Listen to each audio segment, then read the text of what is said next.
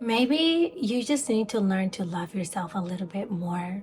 Maybe the problem isn't exactly your outside environment, your external environment.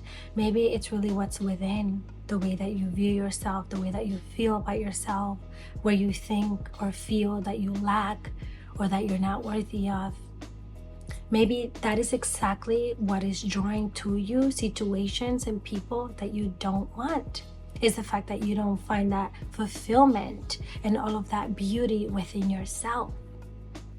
Hello, my beautiful friend. Welcome back to Enlightened Blissful Souls. If it is your first time here, hello and welcome. I am Goddess Anny, and it is a pleasure to come across you. I want to dive into how you can learn to love yourself more. And self-love, just that concept alone, can go so deep, so much deeper than what I will be going into this video.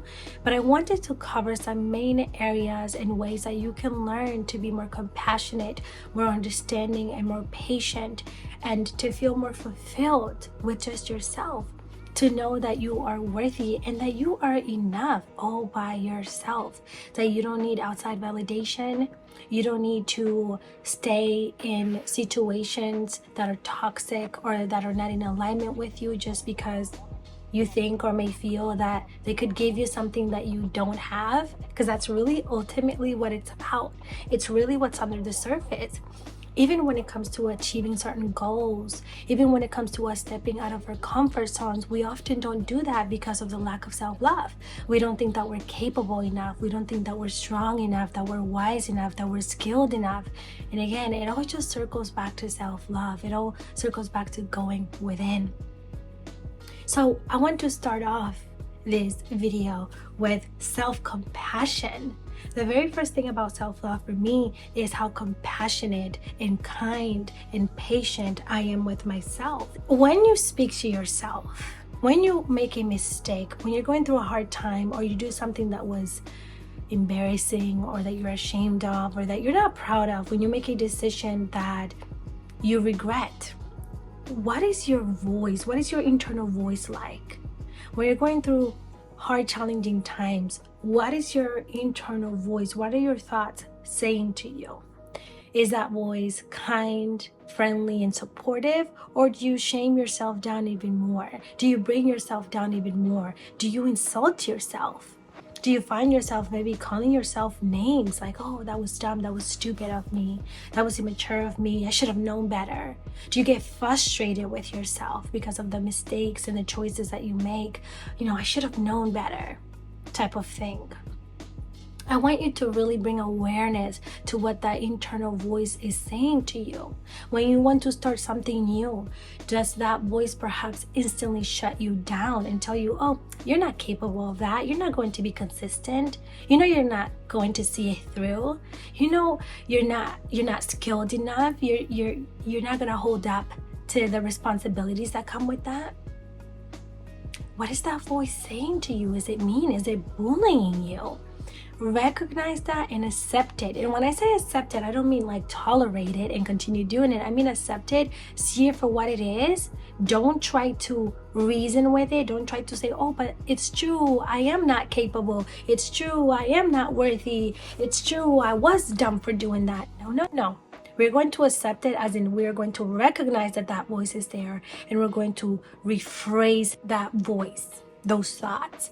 I want you to, going forward, whenever you're having this type of voice, whenever you're having these thoughts, instead of you thinking negatively, every time you find yourself having a negative thought, saying something mean to yourself, I want you to rephrase it with a positive thought, with something encouraging. If you find yourself thinking to yourself that you were, let's say, dumb, or that you made a mistake and you're shaming yourself and you're bringing yourself down, I want you to say something positive. You know what? That was actually very wise of me. You know what? That was brave of me to do. You know, like maybe you're someone who calls yourself weird or cringy. Instead of you saying that for doing something cringy and weird, say, that was brave of me. That was so bold of me. I was daring for that. And I want you to repeat this over and over with every single thing. Whatever you call yourself that is negatively, rephrase it with the opposite of it, that is positive. And get in the habit of doing this, because before you know it, you will be your cheerleader instead of somebody who is bullying themselves and bringing themselves down. Before you know it, you will be your own personal little cheerleader. And this is something that goes a long way the more that you practice, because it's something that I have incorporated myself. And now I don't even allow myself to joke around with negative self-talk. You have to learn to be more compassionate, more patient with yourself. You have to realize that we all make mistakes. We all mess up at times. We all make decisions that, yes, come with consequences, but ultimately still serve us, ultimately still serve a bigger purpose in teaching us some sort of lesson. It's important that you learn to treat yourself in a way as you would a child. I mean, would you really talk to a child in the way that you talk to yourself? Through hard times, through making mistakes. Be patient, allow yourself and give yourself room to mess up, and it's okay. You're gonna learn from it. Next time you'll know better. Next time you can do better. Next time you can try again and again and again if you need to, until you get it. It's a process. You too are growing and evolving. You don't always have to be so harsh on yourself. You don't always have to speak to yourself in such a way. With that being said, my beautiful friend, now we are moving into the second aspect of self-love, which is dating yourself. Yes, you have to start dating yourself. And think of this as when you are trying to impress someone, when you are interested in someone, you date that person, right? You got out of your way to make a good impression. You got out of your way to make them feel special. You go out of your way to do things for them, to please them. Do you ever do that for yourself? And when I say this, I mean this a little bit out of just the norm. Of course, acts of self-love is great, and I always recommend it. You know, getting a facial, getting your hair done, getting dressed up, like those are wonderful things. But even on a deeper level, like, do you do the things for yourself that you would do for another? Do you date yourself? Do you take yourself out on a really nice restaurant? Do you take yourself out to the movies by yourself? Do you go out on a picnic by yourself? Do you do things by yourself to show yourself love and appreciation, to impress yourself?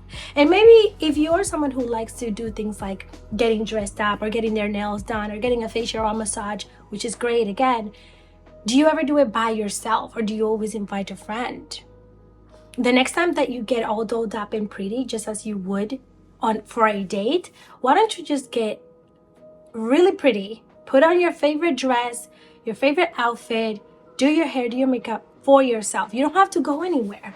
You can just do that, take some nice pictures if you're really feeling yourself, do some affirmations, and just look at yourself in the mirror, admire yourself and say, whoa, I look good, whoa, I feel good. And just sit with that energy of feeling confident in that moment, of calling yourself beautiful and of feeling beautiful.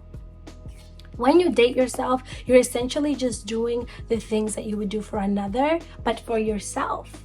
And sometimes we oversee this, right? We don't really think about these things. We don't think about nurturing and attending ourselves the way that we do others. But when you switch this, when you shift this and you start doing that for yourself, oh my God, there's just so much more appreciation that comes out of that. Okay? So what I would like for you to do next is to think about, where are you taking yourself next on a date? Maybe it's just to get some ice cream by the park. Maybe it's a nice little picnic outside, bringing some fruit and some of your favorite snacks and sitting, staring at the trees, feeling the air, connecting with Mother Nature.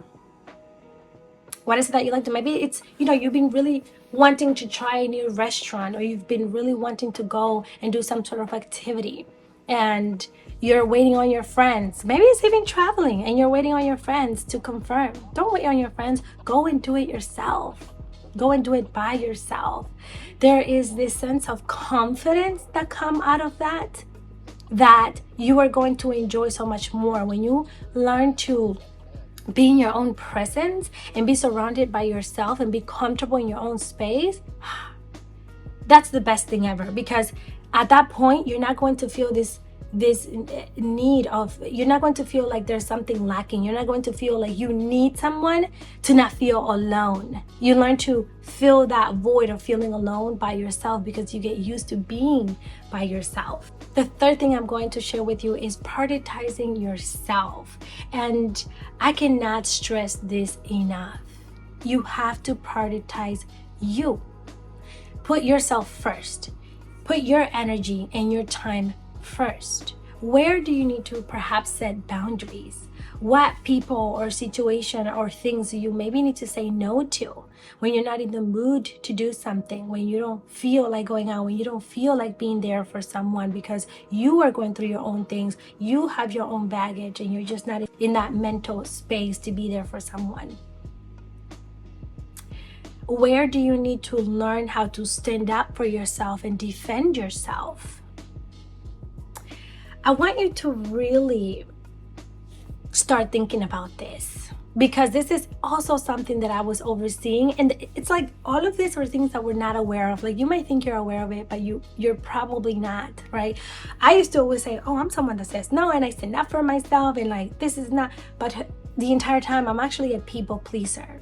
And even when I was exhausted, even when I didn't feel like it, I wanted to show up for people. And when I didn't, I would shame myself so badly. I would feel like I wasn't a good person. The only way that I would validate or consider myself a good person is if and when I would show up for others, when I was there for them when they needed me. If I went and did them that favor, if I went and got on the phone call so that they can vent about whatever they have going on. But then I would take on that energy that would required me to put so much of my time and energy that I did not have, and it would leave me drained. But the thing is, if I didn't do those things, I wouldn't feel like I was a good human being, and that was the people pleaser in me. So where do you need to set boundaries? Reflect on that. Who do you give too much of your energy and time to that doesn't prioritize you, that doesn't consider your time and your energy, that drains you? How can you show up more for yourself in that way?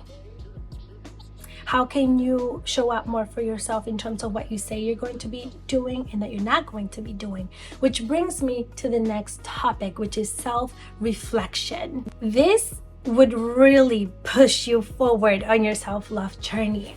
If you're trying to become someone that you can trust, you want to learn to believe in yourself. You want to know that when you say you're going to do something, you're going to go through with it. When you say you're not going to do something, you're going to go through with it, is by holding yourself accountable. But how do you hold yourself accountable if maybe you feel like you lack discipline, you lack consistency, you lack going through with things? Is by reflecting and learning to hold yourself accountable through showing up for yourself.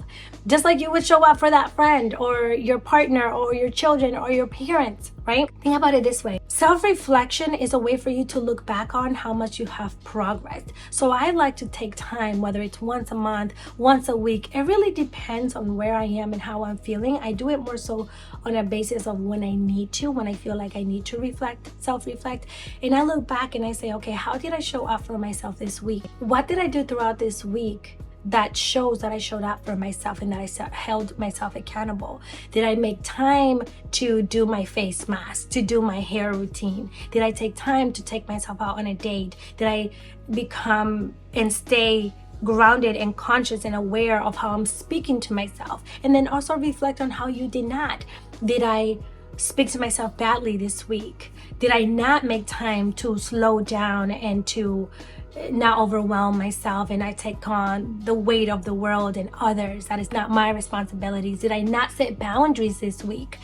Did I not affirm myself enough this week? You know what I mean? You want to reflect on these days and on these things so that you can be conscious and remain aware enough so that you can continue to show up for yourself. And with self-reflection, it's just about how you can show up for yourself more, how you can love yourself more. Maybe it's buying yourself flowers. Like, did you buy yourself flowers this week?